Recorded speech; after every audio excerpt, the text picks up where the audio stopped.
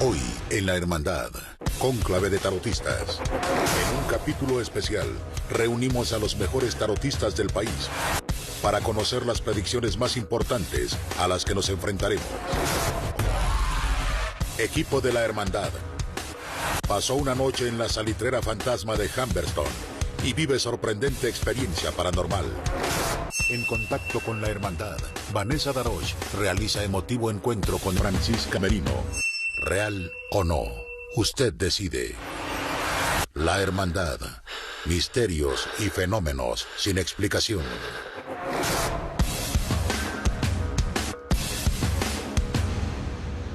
Buenas noches, bienvenidos a La Hermandad. Hoy día en un capítulo especial sin precedentes. Hoy día vamos a hablar del tarot. Vamos a hablar desde los inicios del tarot hasta la popularidad que tiene en nuestros días. Tenemos a 5 de los más connotados tarotistas de Chile en esta mesa, en la mesa de La Hermandad. Está don Hugo Cepeda, el Dr. File, está Vanessa Daroche en terreno. Existen los amarres del amor. ¿Se puede predecir el futuro? ¿Se puede cambiar nuestro destino? Vamos a ir a nuestro set 1 junto a Dr. File y don Hugo Cepeda. ¿Cómo está, Cristian? ¿Cómo está, Hugo? Muy bien, gracias, Julio, muy bien. ¿Se puede adivinar el futuro a través del tarot, Cristian? ¿Se puede cambiar ese futuro? ¿Se puede diseñar otro futuro? El futuro sí, pero el destino no. El destino es la última respuesta a toda pregunta al fin y al cabo. Sin embargo, el futuro sí se puede conocer y el tarot y los oráculos, que son estos instrumentos que permiten leer o acercarse al destino, pueden servir para muchos estos efectos si se leen bien. Y ojo, el tarot entra en la familia de los oráculos, es decir, de estos instrumentos que a través de un lector pueden de alguna forma transmitir los designios de las divinidades superiores a quien le está preguntando. ¿Desde cuándo que el hombre quiere saber por su destino? ¿Desde que el hombre es hombre o desde pasó algún acontecimiento en la historia que el hombre quiso saber qué le iba a pasar? Desde siempre, en las más antiguas civilizaciones de la historia, estoy hablando de la India, de Egipto, de China, de Mesopotamia, siempre han habido personas, grandes chamanes, grandes brujos, que leen estos instrumentos que buscan presagiar el futuro, entre otras cosas. Ahora, en el caso específico del tarot, su origen es muy fantástico porque se remonta a una época precristiana a Egipto.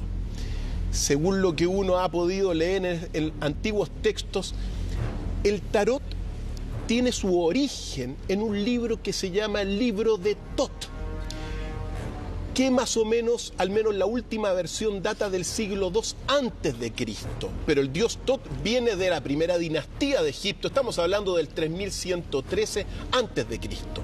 Pero el libro de Tot, propiamente tal, del siglo II, se cuenta que fue enterrado bajo el río Nilo, cerca de una ciudad que se llama Coptos, y en una caja repleta de serpientes. Ahí estaban las bases originales de lo que va a ser posteriormente el tarot.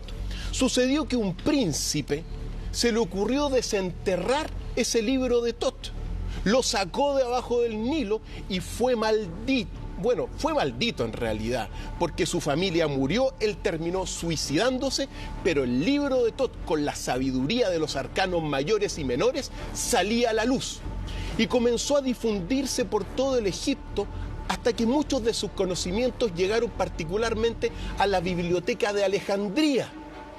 Pero en la biblioteca de Alejandría, que fue quemada por los primitivos cristianos en torno del siglo III Perdón, a IV... te interrumpo solamente para preguntarle a don Hugo, ¿cómo se relaciona el cristianismo con el tarot?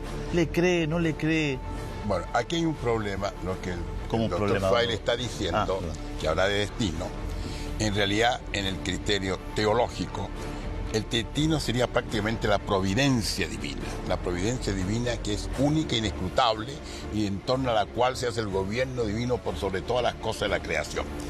El problema está en que muchas veces lo que la Iglesia opone es que nosotros tratemos de cambiar las cosas tal como están o averiguar siempre lo que para nosotros permanece oculto.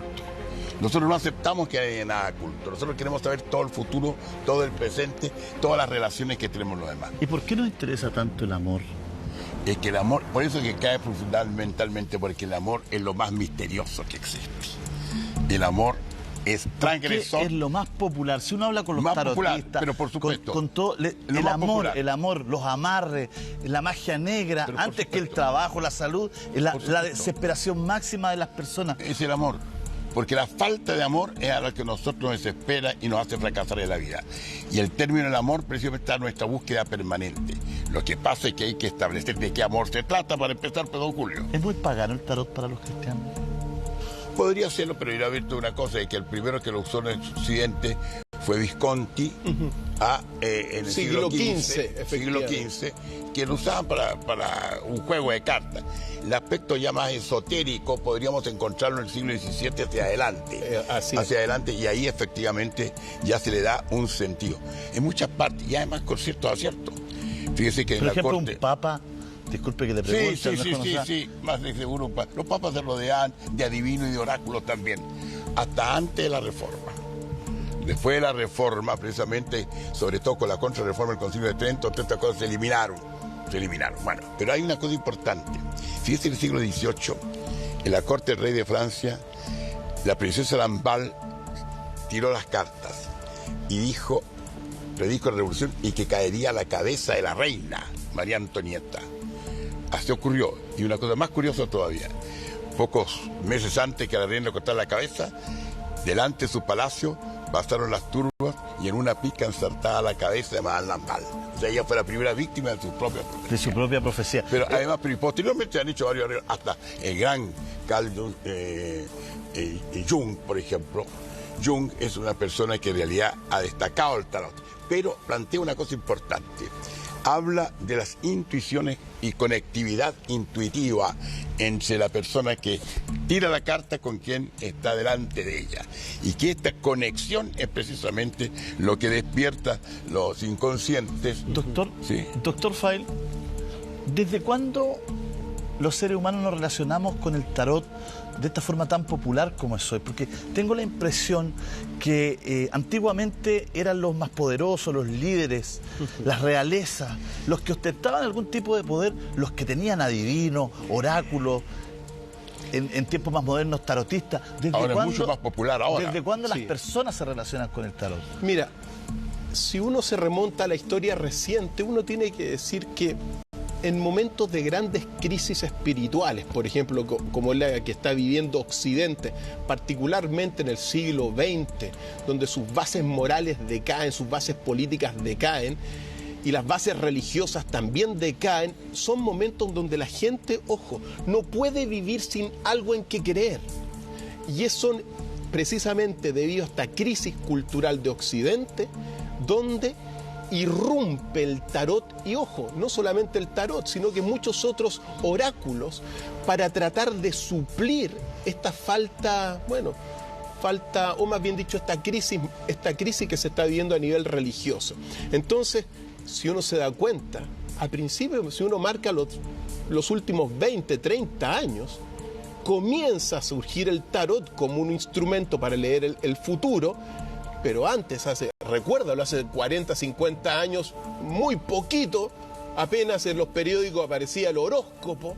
Sin embargo, la irrupción y la masificación de estas lecturas del tarot se da por cierto, de los últimos 20 años. Y además hay otra cosa.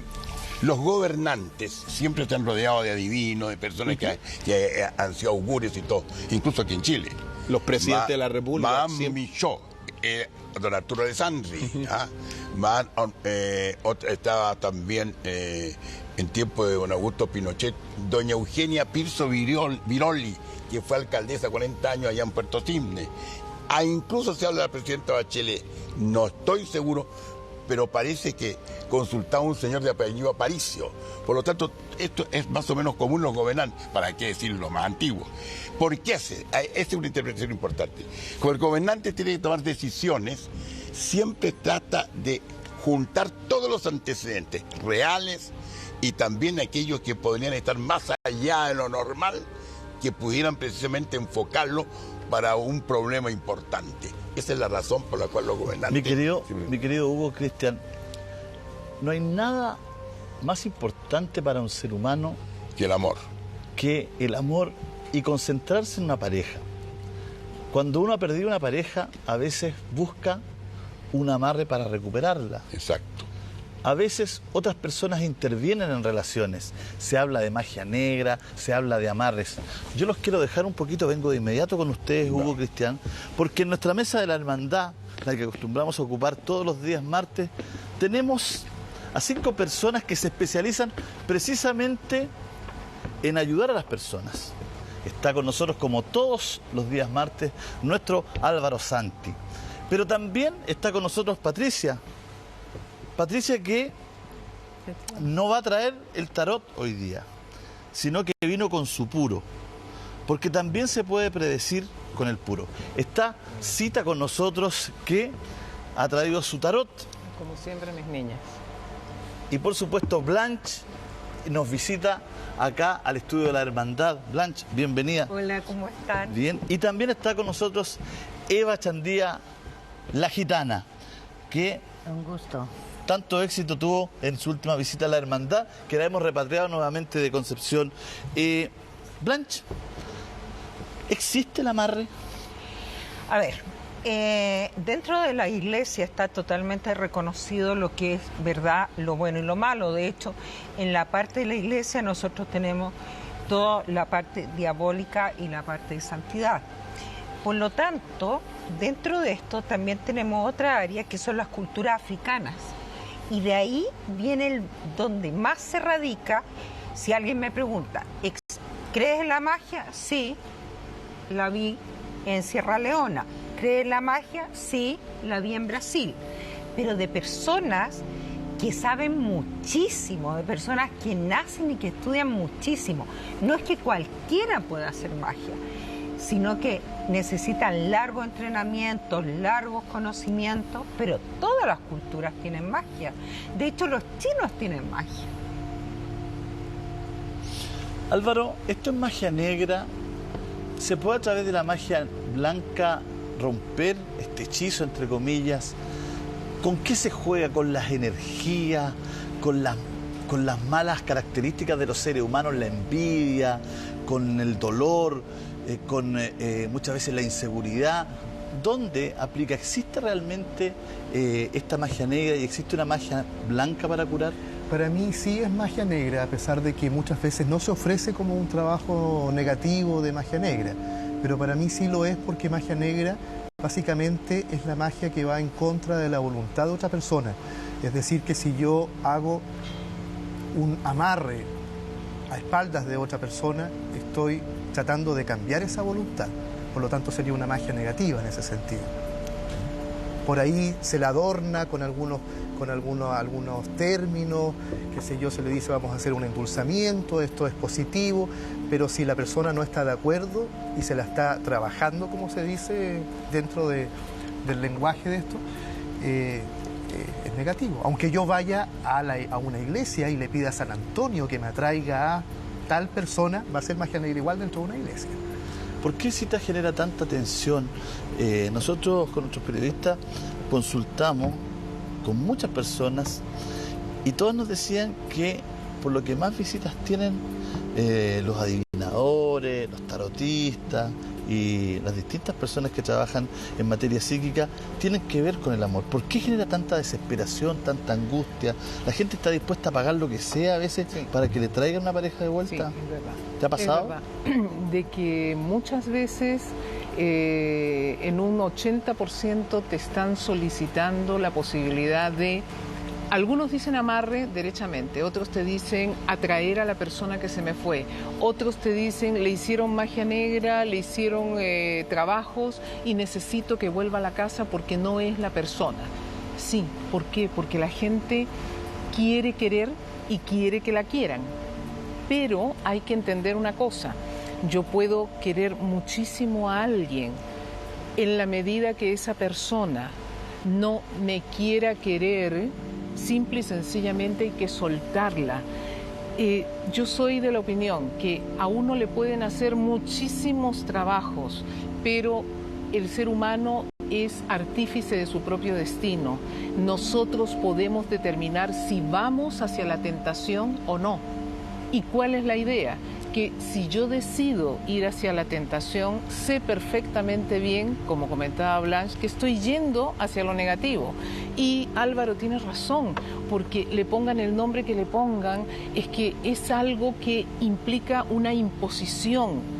Nada de lo que está impuesto es bueno ni es sano. Ahora, una cosa es la intención con la que yo lo hago. Si yo tengo una mala intención en relación a eso, eso aumenta mucho más.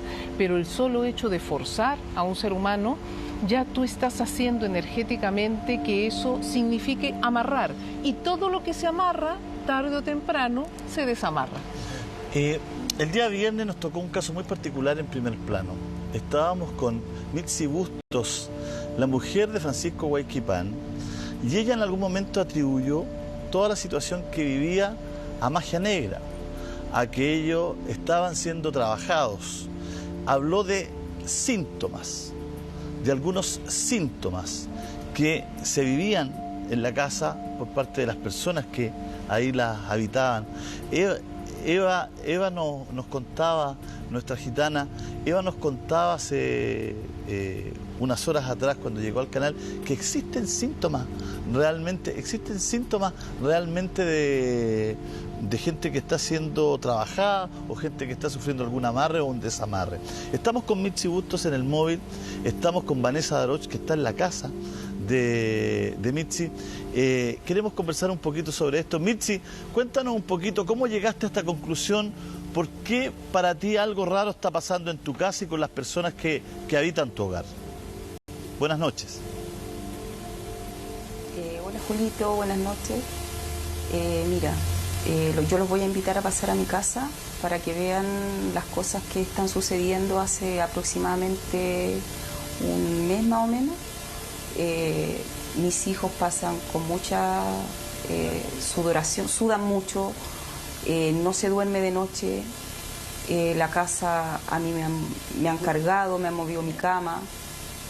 De hecho, cuando Huayqui estaba acá en la casa, llegaba del sur, a mí se me ponía un dolor en la espalda, justo hacia el lado que él se tenía que acostar. ¿Tú crees que Francisco...? Él también sudaba mucho, no dormía de noche. Mitzi, pero ¿cuál es tu diagnóstico? ¿Tú crees que Francisco Huayquipán sufrió efectos de la magia negra, fue trabajado para un amarre con otra persona? ¿Tú crees eso? ¿Tiene por lo menos esa duda? Mira, no creo, estoy segura. Estoy completamente segura porque la persona que lo hizo lo comentó y la otra persona a mí me lo escribió y tú estabas en el estudio cuando a mí en el mensaje que me ponen me pusieron clarito que a Francisco le habían dado algo en un vino. Mitzi, dame solo un segundo. Está contigo Vanessa Daroch, está en tu casa. Vane, ¿cómo estás? Bienvenida. Te vamos a hacer las preguntas pertinentes. Estamos acá con Patricia además, con Eva, con Blanche, con Cita, con Álvaro. Vamos a hacer una conversación simultánea. Esto es casi un aquelarre.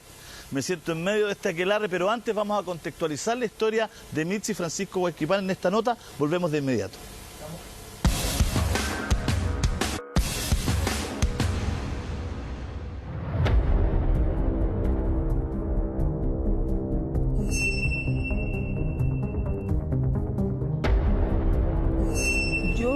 Encuentro explicación a lo que pasó, pero sí la única manera de mi explicación es que a Francisco le hayan hecho algo.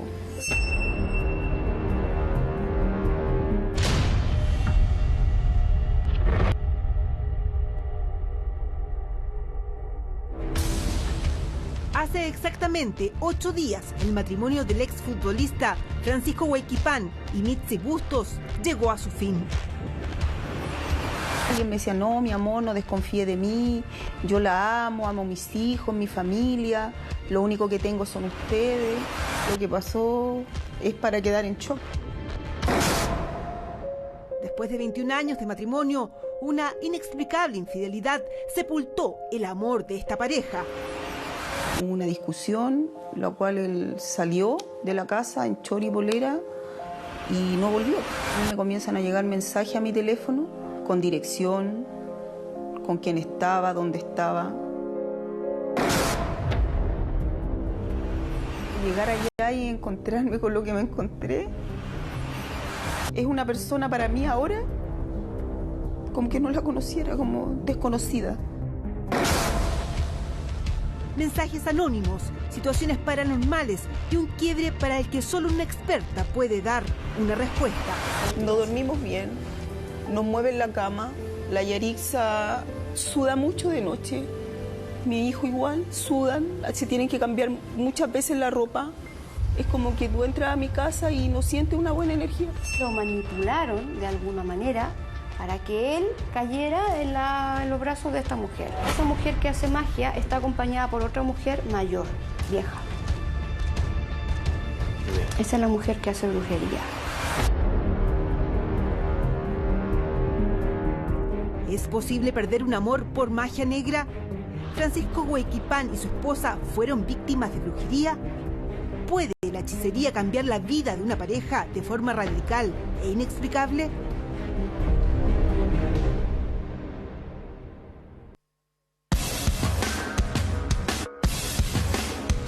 Bueno, estos son algunos antecedentes que tiene Mitzi, y la verdad es que llama mucho la atención Vanessa, todos los antecedentes que ha entregado, las cosas que han ocurrido en la casa, los antecedentes que ella entrega, que vive la familia, son los mismos que nos dijo acá en el estudio nuestra gitana Eva: la sudoración, no dormir en la noche, sentirse agotado. ¿Qué es lo que has visto tú en la casa en estas horas que has estado, Vanessa? Bienvenida. Hola, Julito, muchas gracias. Saludos allá al panel y a los invitados que tenemos. La verdad es que yo le comentaba a Mitzi que esta casa es hermosa, es una casa preciosa. Sin embargo, la energía que está produciendo esta casa es de mucha pena. Y Mitzi me comentaba de que, claro, lo que yo estoy sintiendo es porque aquí han llorado mucho este último tiempo y han sucedido cosas realmente que son extrañas, pero que son concordantes absolutamente con un trabajo de magia negra. ¿Tú sientes más que hay una magia negra con Mitzi, con la casa, con Francisco? ¿Qué es lo que has podido sentir en este rato que has estado allá? ¿Qué es lo que pasa? Es que cuando a una persona le lanzan un hechizo de magia negra, no solo le llega a la persona afectada, sino que también a sus familias. De hecho, hay una cadena que siempre explico que son plantas, animales, niños, ancianos y adultos. Entonces va atacando a esa cadena también, no solo a Huayquipán en este caso, que Francisco es el que recibió la magia negra, pero su familia, su casa y hasta los animales que vivían acá recibieron el efecto de esa magia negra. Vanessa, dale solo un segundo, vamos a tratar de mejorar el audio con un micrófono de mano. Eva, por favor, ayúdame con algo. ¿Hay características en la gente que sufre de esta magia negra? Por supuesto. Mira, yo he estado escuchando a la esposa de Huayquipán.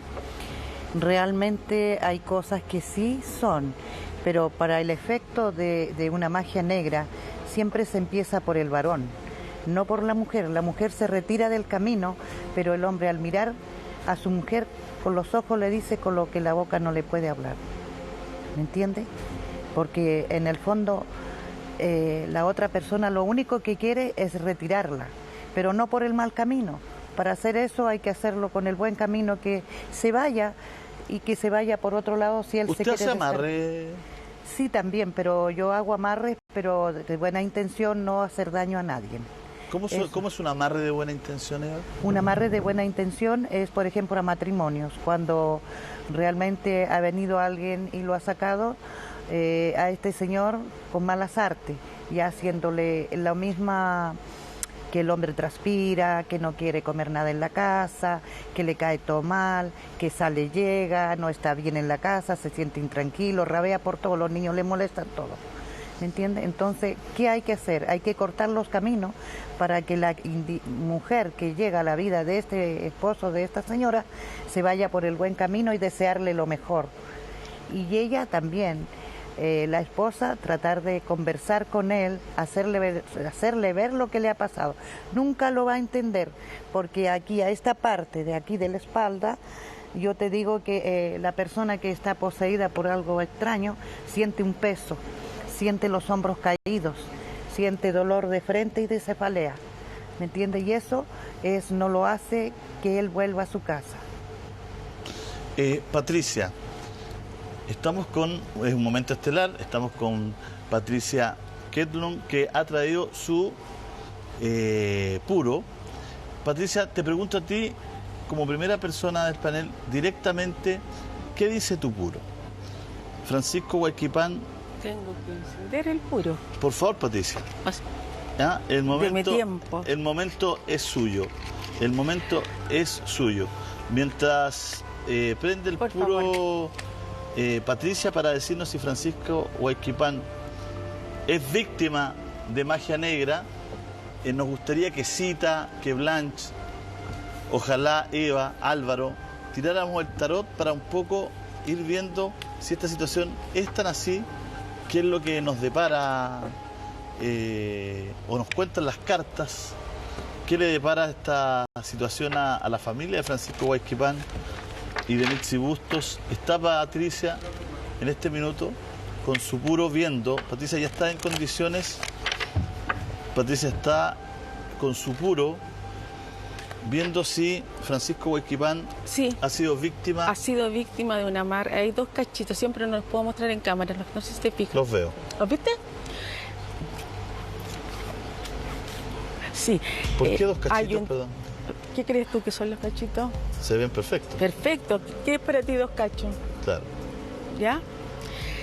Creo que ha sido víctima, no sé, yo no sé mucho de magia negra, pero sí de un amarre. El que está trabajado en de un amarre, dice. Un amarre. Que le hicieron a Francisco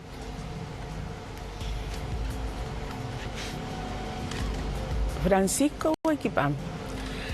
Él está trabajado, alguien que quiso interferir en esa vida y lo separó de Mitzi. Siguen claro los cachitos. Se ven esos cachitos. ¿Tú conoces de amarre? ¿Sabes de amarre? Yo no hago amarre. Yo atraigo, uso el puro para atraer, sí, porque las mujeres acuden mucho más que los hombres para atraer al sexo opuesto, ¿cierto? ¿Para volver con ellos? O para interferir, para meterse en las vidas, ¿cierto? Pero no, amarres es difícil. El amarre, como decía Cita, tarde o temprano se desamarra. Entonces no me dedico a eso. Pienso que el destino de la persona está marcado, pero que sí hay un trabajo como de... Yo no los hago, pero hay un trabajo. ¿De que hay un trabajo? Hay. Tu puro dice que hay un trabajo, Álvaro.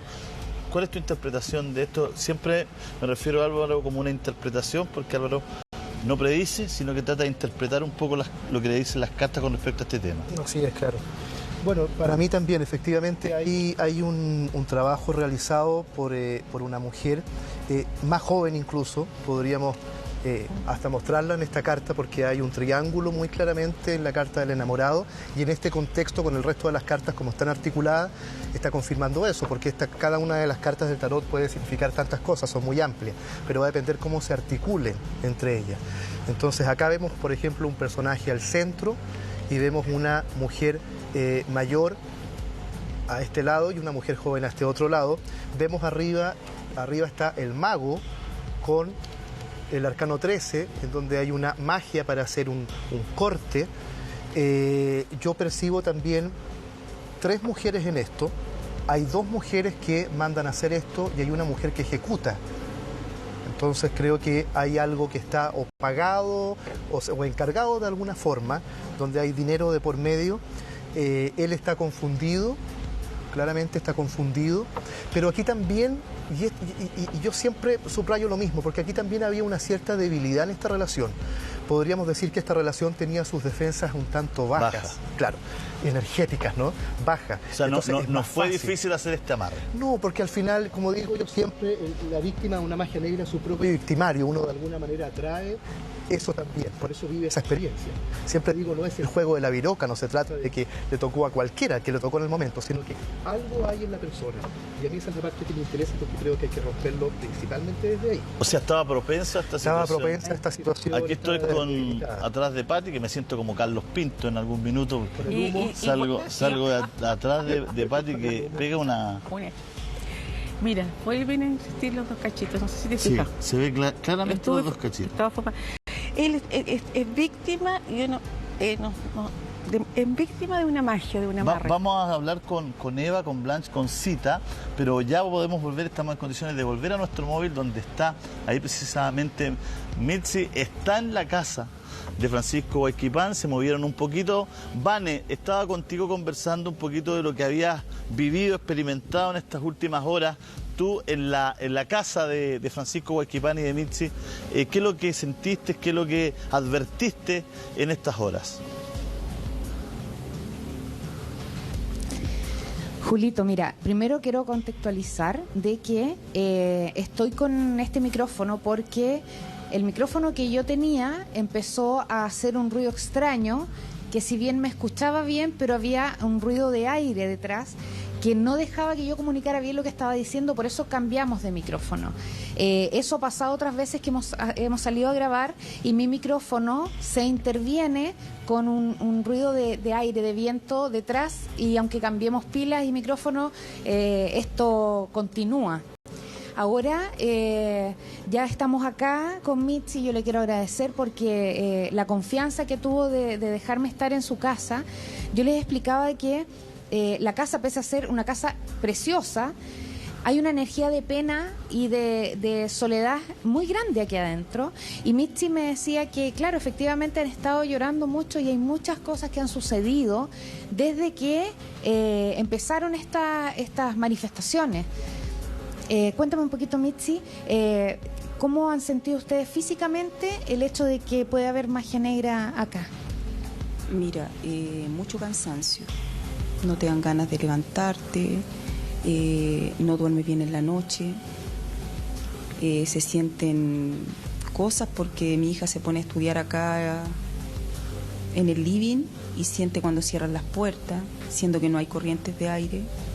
Yo he estado durmiendo en mi dormitorio y siento cuando me cargan los pies, mi cama se mueve. Esos son... Que vino Primer Plano a grabar, estaban las baterías de las luces al 100% y las baterías murieron y los chicos sacaron el foco hacia afuera y estaban en el 99%, entonces era imposible que la luz se fuera, se apagara. Esas son algunas de las señales porque ellos ocupan mucha energía terrenal. Se apagan los focos, como decía Mitzi, que uno ve y después tiene toda la batería, sin embargo se han apagado, y el micrófono, que todo lo que sea eléctrico puede fallar porque ellos están interviniendo que nosotros no podamos hacer esta limpieza. La transpiración, el dormir mal, gente que me dice, mira, sabes que duermo muchas horas pero no descanso nada, es como si no hubiese dormido absolutamente nada. Todas esas son señales que nos indican a nosotros que hay magia negra y que algo nos están haciendo. Dime, Julito. Vanessa, Cita ya tiró el tarot en su mesa, en el sector de su mesa, donde tiene unos paños ahí de color violeta. Blanche también ha hecho lo mismo. Eva también ha hecho lo mismo. Vamos a darle una vuelta al tarot de lo que dicen de este caso, la posible magia negra de la que ha sido víctima Francisco Huayquipán, este caso de amarre. Mitzi dice que de un día para otro, de una relación buena que tenía, Francisco se fue de la casa, lo pilló en algo, apareció en Peumo con otra mujer, una mujer mucho más joven. Álvaro, algo ha dicho en las cartas. ¿Tú llevaste elementos como para limpiar la casa? ¿Lo puedes hacer en vivo eso? Sí, Julito. Justamente el hacerlo en vivo, esto no solo va a ser televisivo, sino que vamos a hacer una limpieza real para que la gente sepa también en sus casas qué es lo que puede comprar y cómo hacerlo. Aquí es súper necesario, porque, insisto, no solo esta magia negra se le hicieron a Francisco, sino que le está llegando a toda la familia. Vamos a recorrer la casa. Mitzi, sería tan amable de mostrarnos toda su casa para recorrer con ella. Mitzi, ¿estás dispuesta a que hagamos una limpieza ahí en la hermandad en tu casa? Sí, Julito. Vamos a hacer un pequeño corte. Sí, por supuesto. Vamos a prepararnos, vamos a volver con el tarot de nuestras invitadas y con la limpieza de Vanessa Daroche en la casa, de Mitzi Bustos y de Francisco Huayquipán. Vamos y volvemos. Luego, en la hermandad, continuamos con misterios y fenómenos sin explicación. ¿Real o no? Usted decide. Ya volvemos.